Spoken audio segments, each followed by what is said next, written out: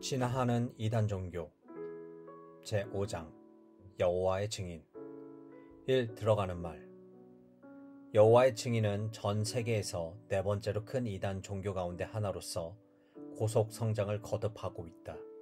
그들은 집집마다 다니며 혹은 다른 공공 건물들 앞에 서서 인쇄물을 나눠주며 포교 활동에 많은 시간을 할애한다. 공식적으로 여호와의 증인은 방대한 양의 인쇄물들로 성도들을 무장시키고 있다. 한국에서는 파수대와 깨어라의 회지를 들고 다니는 여호와의 증인의 신도들을 어렵지 않게 만날 수 있다. 여호와의 증인인지 아닌지 구분하는 방법의 하나는 예수님은 하나님인가? 라는 질문을 던져보면 된다. 여호와의 증인은 이 질문에 대하여 노라고 대답한다. 여호와의 증인은 자신들의 집회 장소를 교회가 아니라 회관이라고 부른다. 그들은 전통 기독교가 믿고 있는 교리 대부분은 왜곡하고 부정한다. 아울러 그들은 수혈 거부와 병역 거부, 그리고 심지어 국가 체제를 사탄으로 규정하는 등 사회적이고 윤리적인 문제를 일으키고 있다. 2010년 10월에 여호와의 증인 신도가 교리상의 이유로 자녀의 생명권을 거부했는데 재판부에서는 종교적 신념에 따른 친권 행사가 자녀의 생명권을 침해할 경우 친권의 효력을 인정할 수 없다라고 판결하였다. 따라서 종교교리라는 미명하에 생명권을 위협할 뿐 아니라 국가의 병역을 거부함으로써 청년들을 전과자로 양산하는 등 큰 피해를 낳고 있는 여호와의 증인이 과연 어떤 이단 종교인지에 대하여 살펴보고자 한다. 2. 여호와의 증인 창시자 찰스 러셀의 프로필과 역사.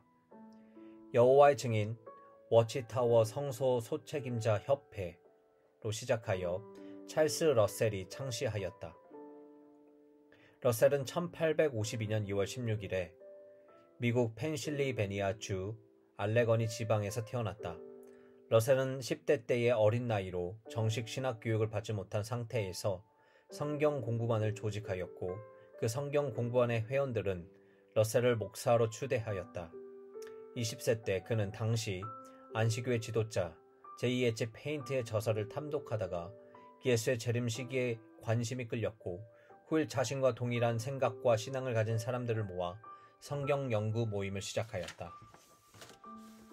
러셀은 1879년에 아침의 여명이란 잡지를 출간했는데 그 후 파수대로 변경하고 시온의 소책자 협회라는 명칭으로 펜실베니아 주 단체를 등록하였다. 러셀의 가르침은 여호와 증인의 신학적인 기초가 되었다. 러셀은 1874년에 이미 예수 그리스도가 인간의 눈에 보이지 않게 재림했다고 주장했으며 1914년에 아마겟돈 전쟁이 일어나 세상의 정치 권력이 멸망하고 천년 왕국의 시작이 있을 것이라고 하였다. 하지만 그 예언은 이루어지지 않았고 이로 인해 충격을 받고 1916년 10월 31일 캘리포니아에서 설교하고 집으로 돌아오다가 열차에서 사망하고 말았다. 3. 한국 여호와 증인의 역사.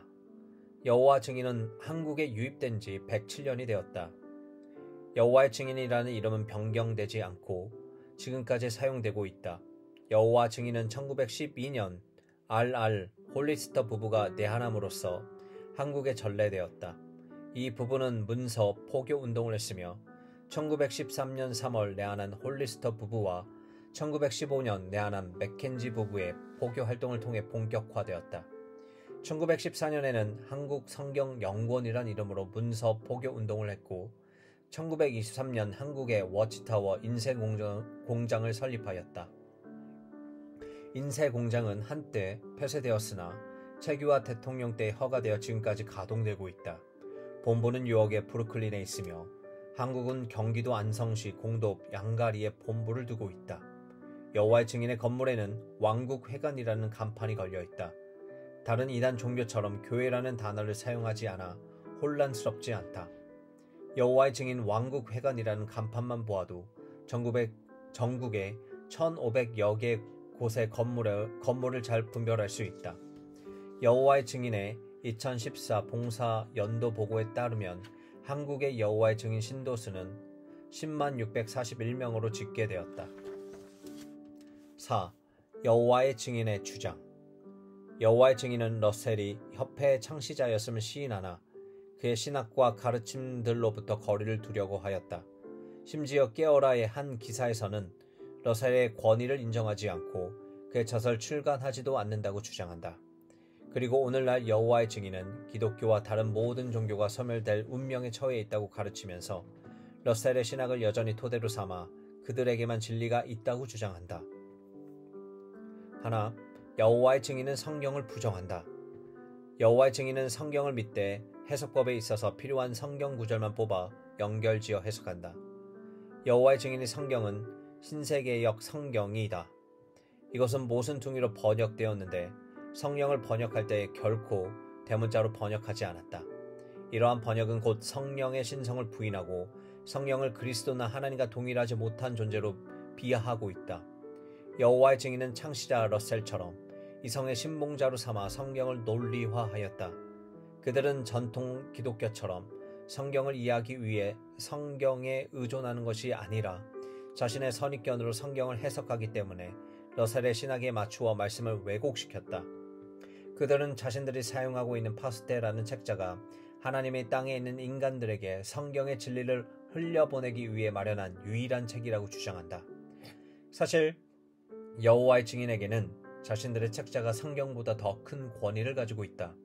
성경은 온전한 하나님의 말씀이라고 하지만 실제로 그들의 간행물의 보조자료로서 인용할 뿐이며 성경만 공부해서는 하나님의 계획을 알 수 없다는 것이다. 하지만 전통 기독교의 성경적인 주장은 성경을 하나님의 말씀으로 믿는다. 둘, 여호와의 증인은 삼위일체를 부정한다. 여호와의 증인은 삼위일체를 하나님이 주신 지성과 이성을 모욕하는 것이라고 지적한다. 그리고 하나님은 어지러움의 하나님이 아니시므로 혼란스러운 교회를 만들지 않았다고 생각하며 그러한 교리가 사탄의 작품이라고 한다. 이처럼 여호와의 증인은 삼위일체라는 단어가 성경에 없으므로 비성경적인 용어라고 주장한다. 이 주장은 한 분 안에 새 하나님이 계시다거나 하나님의 머리가 새 짐을 가르친다고 해서 삼위일체를 곡해하고 있다. 여호와의 증인이 빌립보서 2장 1절에서 11절까지 해서 성부, 성자, 성령을 서열이라고 주장하는 것은 잘못 해석하고 있는 것이다. 그래서 그들은 집집마다 방문할 때 즐겨 던지는 질문이 예수가 죽어 무덤에 서 있던 사흘 동안 누가 우제를 운행했을까? 라는 것이다. 그들은 죽음의 개념이 곧 소멸이라고 생각하기 때문에 만일 예수가 하나님이시라면 하나님도 죽으셔야 했고 따라서 우주를 주관할 자가 아무도 없었을 것이란 논리를 펼치고 있다. 이러한 유치한 질문으로 여호와의 증인은 기독교에 대한 진리를 계속해서 왜곡시키고 있다. 하지만 전통 기독교의 성경적인 주장으로는 하나님은 분명히 우주를 주관하셨을 뿐만 아니라 비록 예수님이 육체적으로 죽으셨지만 계속 존재하고 계셨고 참되신 하나님이 계속해서 우주를 다스리셨다. 구약 성경에 나타난 삼위일체는 창세기 1장 26절에서 하나님이 이르시되 우리의 형상을 따라 우리의 모양대로 우리가 사람을 만들고 그들로 바다의 물고기와 하늘의 새와 가축과 온 땅과 땅에 기는 모든 것을 다스리게 하자 하시고 라고 암시하고 있다. 여기서 하나님은 자신을 복수형으로 말씀하신다. 믿음으로 고백하는 삼위일체는 하나님께서 하나의 본질에 새 위격으로 계시고 영원하고 개인적이며 영적인 존재이다. 셋째, 여호와의 증인은 예수 그리스도의 신성을 부정한다. 삼위일체를 부정하는 여호와의 증인이 예수 그리스도의 신성을 부정하는 것은 자유스러운 결과이다. 이러한 부정을 통해 여호와의 증인은 예수 그리스도가 이 땅에 오시기 전에 천상에서 천사장 미가엘이었다고 말한다. 미가엘이 자신의 신적인 속성을 포기하고 생명력만 가지고 왔다는 주장이다. 그래서 하나님은 미가엘의 생명력을 동정녀 마리아의 태내에 넣었고 예수님이 인간으로 태어날 수 있었다고 보았다. 여호와의 증인은 예수님에 대하여 지상에서 인간으로서 완전한 삶을 살았고 십자가가 아닌 말뚝위에서 죽은 후 몸은 부활하지 못했고 영만 부활했으며 육체의 모습으로 재림하지 않았다고 주장한다. 예수님은 1914년에 보이지 않는 영으로 재림하였으며 이제 곧 그와 천사들은 여호와의 증인을 제외한 모든 일을 멸할 것이라고 주장하기도 한다. 즉 예수 그리스도는 완벽한 인간이었을 뿐 그 이상은 아니었다는 것이다. 예수님은 십자가에서 죽음을 당한 후에 인성이 소멸하였으며 불사의 영으로 다시 살아나 천상으로 돌아가 다시금 천사장 미가엘이 되었다는 것이다. 그들은 하나님의 아들 독생자 예수 그리스도를 왜곡하여 예수가 처음이자 하나님으로 말미암아 직접 피조된 존재라고 주장한다. 다시 말해 예수 그리스도는 하나님이 아니며 하나님의 최초로 창조한 인간이므로 신성을 가지고 나지 않았다고 말한다. 이렇게 성경을 왜곡함으로써 그들은 예수가 강한 신으로 지칭될 수는 있지만 전능하신 하나님은 아님을 입증하려고 한다. 하지만 전통 기독교의 성경적인 주장은 전체적으로 통일성을 준다. 예수 그리스도는 삼위일체 가운데 하나이신 성자 하나님 자신이시다. 넷째, 여호와의 증인은 성령을 부정한다. 얼토당토하는 여호와의 증인의 삼위일체 논리는 성령이 하나님이 아니라고 주장한다. 그들은 성령을 비인격적인 영향력으로 여호와께서 나온 보이지 않는 힘으로 보고 있다. 다시 말해 성령의 인격이나 신성을 모두 부정한다. 그들은 신세개역 성경 전체를 통하여 성령에 대하여 언급할 때마다 영이란 단어를 대문자로 쓰지 않고 소문자를 씀으로써 성령의 독립적인 인격을 철저하게 부정하고 있다. 하지만 전통 기독교의 성경적인 주장에 의하면 성령은 삼위일체 가운데 하나이신 성령 하나님 자신이시다. 다섯, 여호와의 증인은 예수 그리스도의 믿음을 통해 구원받는 것을 부정한다. 구원에 대한 여호와의 증인의 주장은 예수 그리스도의 십자가 공로에 근거하여 하나님께서 주시는 값없는 은혜가 아니다. 그들은 행위로 얻는 구원을 강조한다. 그래서 여호와 증인은 자신의 구원을 부단히 확인하려고 한다. 그들은 하나님의 섭리에 자기 자신을 바치는 헌신을 통해 영원한 생명을 보장받게 된다고 믿는다. 그리고 여호와의 증인은 세례를 받아 구원을 받는다고 주장한다. 대부분 신도는 집집마다 포교를 통해 지상에서의 영원한 생명을 얻는다고 본다. 그들은 천국에서의 구원이 14만 4천 명의 기름 부은 자들에게 국한되며 그 인원의 숫자는 수십 년 전에 이미 다 찼다고 말한다. 현재 여호와의 증인이 확보하려고 노력하는 것은 영생을 누릴 지상 낙원이라고 한다. 그 대신에 그들은 그리스도와 기름 부음 받은 14만 4천 명의 통치를 받을 것이며 이 14만 4천 명의 영원토록 천상에 거하며 여호와 영광스러운 신성의 공동 통치자요 공동 상속자로서 섬긴다는 것이다. 여호와의 증인에 의하면 1975년부터 2975년까지 천년 왕국을 이루고 여호와의 증인만 구원을 받는다고 주장한다. 하지만 전통 기독교의 성경적인 주장에 따르면 예수 그리스도를 믿는 모든 사람은 숫자에 제한받지 않고 구원을 얻고 천국에 간다. 성경은 오직 믿음으로 말미암아 하나님의 은혜로 구원을 받는다고 가르치고 있다. 그래서 에베소서 2장 8절부터 9절에서 말씀하셨다. 너희는 그 은혜에 의하여 믿음으로 말미암아 구원을 받았으니 이것은 너희에게서 난 것이 아니요 하나님의 선물이라. 행위에서 난 것이 아니니 이는 누구든지 자랑하지 못하게 함이라. 디도서 3장 5절부터 7절에서도 말씀하셨다. 우리가 행한 바 의로운 행위로 말미암지 아니하고 오직 그의 긍휼하심을 따라 중생의 시승과 성령의 새롭게 하심으로 하셨나니 우리 구주 예수 그리스도로 말미암아 우리에게 그 성령을 풍성히 부어주사 우리로 그의 은혜를 힘입어 의롭다 하심을 얻어 영생의 소망을 따라 상속자가 되게 하려 하심이라. 따라서 인간은 그 어떠한 선한 행위로도 구원을 받을 수 없다는 사실은 명백한 것이다. 여섯 번째, 여호와의 증인은 영원한 형벌을 부정한다. 여호와의 증인은 영원한 형벌에 있어서 지옥이나 영원한 심판도 없다고 주장한다. 그것은 인간이 죽으면 생리적이고 물리적인 것이므로 모두 끝이기 때문에 영원도 소멸하고 끝난다고 한다. 단지 그들은 영이 사람에게 전기처럼 감정도 생명도 없는 일종의 비인격적인 힘이라고 말한다. 그래서 여호와의 증인은 지옥이 존재하지 않는다고 단정짓는다.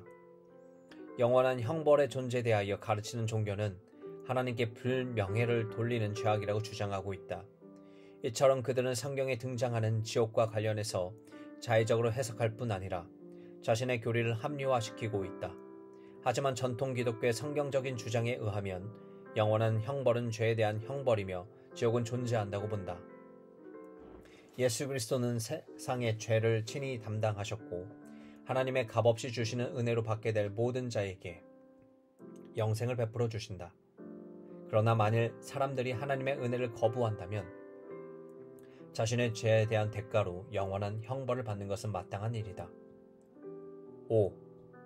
여호와의 증인의 문제점. 첫 번째, 여호와의 증인은 병역 의무를 거부한다.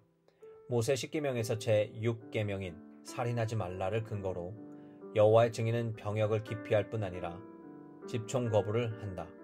그것은 현 정부의 권력을 사탄의 체제로 보기 때문에 자신들의 적이라고 생각하며 멸망할 정부를 위해 협조하거나 국기에 대하여 경례를 하거나 애국가를 부르거나 병역 의무를 수행하기를 거부하고 공무원 취업도 하지 않고 공공선거에 참여하지도 않고 정치에도 참여하지 않는다. 일례로 제2차 세계대전 중 미국에서는 3,500명의 여호와의 증인이 군 복무를 거절하여 투옥되었다. 1981년 5월 미국 뉴욕 동부 지역에서는 여호와의 증인 2대 교주 루터포스 외에 그 동료 7명이 병역 기피 혐의로 체포되어 그해 6월 20일 재판에서 20년의 장기형에 처해졌다. 한국의 경우 인천지법 형사 7단독 이학습 판사는 23일 병역법 위반 혐의로 기소된 A씨에게 징역 1년 6개월을 선고하였다. A씨는 2016년 10월 22일 인천 연수구 자택에서 11월 14일까지 논산 육군 훈련소로 임역하라는 현역 임용 통지서를 받고도 입영하지 않은 혐의로 재판에 넘겨졌다. A씨는 여호와의 증인 신도로서 전쟁과 폭력을 멀리하고 사랑을 나타내라는 성경의 가르침을 따라 종교적 양심을 주장하였다. 이 판사는 입영 거부에 정당한 사유가 있다고 볼 수 없으며 집행유예를 선고할 경우 피고인은 또다시 입영 통지를 받게 되고 다시 처벌 대상이 되는 악순환이 반복될 수 있어 병역 면제 요건에 해당하는 실형을 선고한다고 하였다. 두 번째, 여호와의 증인은 수혈을 거부한다.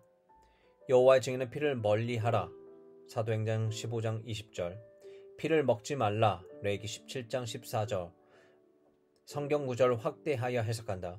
그래서 신도들에게 죽어도 부활하기 때문에 수혈을 거부하라고 강요한다. 환자가 수술할 때에 출혈이 있으면 수혈을 해야 한다. 그렇지 않으면 혈액이 부족하여 생명이 위험하다. 여호와의 증인들은 수혈하지 않아 죽음을 맞이하는 상황들이 지속해서 발생하고 있다. 여호와의 증인이 신자들의 수혈을 거부함에 따라 많은 피해를 주고 있다는 사례들이 보고되고 있다. 세 번째, 여호와의 증인은 가정의 윤리를 파괴한다. 여호와의 증인은 사람의 원수가 자기 집안 식구라. 마태복음 10장 36절. 아버지나 어머니를 나보다 더 사랑하는 자는 내게 합당하지 아니하고. 마태복음 10장 37절 라는 성경에 근거하여 가정의 윤리를 파괴하고 있다. 네 번째, 여호와의 증인은 직업을 포기한다. 여호와의 증인은 사역에 방해되는 직업은 거절할 것을 강요하고 있다. 다섯 번째, 여호와의 증인은 의무교육 거부와 학업을 포기한다. 여호와의 증인은 누가 철학과 헛된 속임수로 너희를 사로잡을까 주의하라. 골로새서 2장 8절. 성경에 근거하여 의무교육과 학업을 거부할 것을 강요하고 있다. 여섯 번째, 여호와의 증인은 결혼을 거부하고 포교의 도구로 사용한다. 여호와의 증인은 신도들끼리만 결혼하도록 강요하고 있다. 그래서 그들은 노처녀가 많다. 일곱 번째, 여호와의 증인은 십자가를 부정한다. 여호와의 증인은 십자가가 기독교인들의 모독을 상징한다고 말한다. 6. 여호와의 증인의 포교 활동. 첫 번째, 여호와의 증인은 가가호호 방문과 길거리에서 포교한다. 여호와의 증인은 신도들을 2명씩 짝을 이루어 집집마다 방문하여 포교 활동을 한다. 그들은 길거리에서 파스데아와 깨어라는 홍보지를 나눠주며 접근을 시도한다. 특히 성경을 잘 모르는 전통 기독교 교인을 집중적으로 미혹하고 있다. 아마겟돈 전쟁과 관련된 질문으로 말세에 일어난 일들을 주장, 그리고 시한부 종말론의 사상을 주입해 위기의식을 갖도록 만든다. 그들은 가정 방문뿐만 아니라 거리와 공원 그리고 대중교통 등 수많은 곳에서 포교 활동을 펼치고 있다. 두 번째, 여호와의 증인은 간행물과 출판사를 통해 포교한다. 여호와의 증인은 파스데와 깨어라는 잡지를 정기적으로 출판하고 팜플렛을 대량으로 생산하여 많은 사람에게 나누어 주면서 포교 활동을 한다. 자신들의 교리를 합리화하기 위한 신세개역 성경을 제작해서 배포하고 9권의 교리 설명 책자를 출판하고 있다. 이처럼 여호와의 증인들은 문서를 통해 대대적으로 포교 활동을 전개하고 있다. 세 번째, 여호와의 증인은 인터넷 사이트를 통해 포교한다. 여호와의 증인은 공식 웹사이트를 통해 407개 언어로 지원하여 자신들의 교리를 체계화하여 알리고 수혈겁을 비롯한 자신들의 의학적 견해와 일상생활을 위한 방침을 제시하고 있다. 그리고 각종 출판물을 게재하여 구입을 유도하고 있으며 더 나아가 성서 교육을 무료로 배포한다고 연락을 요구하기도 한다. 또한 각종 인터넷 카페를 개설하여 회원 간 정보를 공유하며 여호와 증인의 교리를 옹호하며 내부 일치를 도모하고 있다. 네 번째, 여호와의 증인은 윤선생 영어교실과 노계명 수학교실을 통해 포교한다. 여호와의 증인은 신도가 사업체 대표로 있는 윤선생 영어교실과 최근 노계명 수학교실을 통해 포교 활동을 하고 있다. 7. 나가는 말. 결론적으로 2019년은 이단 종교인 여호와 증인이 한국에 유입된 지 벌써 107년이나 되는 해이다. 말세가는 여호와의 증인을 가르침이 성경에 나오지 않지만 이로 인해 그들은 위축되지 않는다. 그들은 성경에 다 나온다고 믿는다. 왜냐하면 파스텔가 그렇게 확신하고 있기 때문이다. 집집마다 혹은 길거리에서 여호와의 증인은 포교하면서 아마겟돈 전쟁의 위험을 경고하고 성경 교리들은 오로지 공박하는 과정에서 그들은 줄곧 성경을 곡해하였다. 하나님께서 땅 위에 있는 인간들에게 성경의 진리를 흘려보내 주시기 위해 마련한 유일한 지파적 통로가 바로 여호와의 증인이라고 말한다. 그러나 여호와의 증인은 이와 같이 면밀히 조사한 바에 의하면 거짓 예언과 반성경적 신학 그리고 진리에 대한 허위 진술 등의 죄를 범하는 이단 종교인 것이다. 앞으로도 여호와의 증인이 안고 있는 문제점들을 계속해서 드러나게 될 것이며 아울러 예수 그리스도는 인류의 이상이 되시는 완전한 분이시며 디도서 2장 13절에서 언급한 대로 복스러운 소망과 우리의 크신 하나님 구주 예수 그리스도가 되신다는 사실이 드러날 것이다.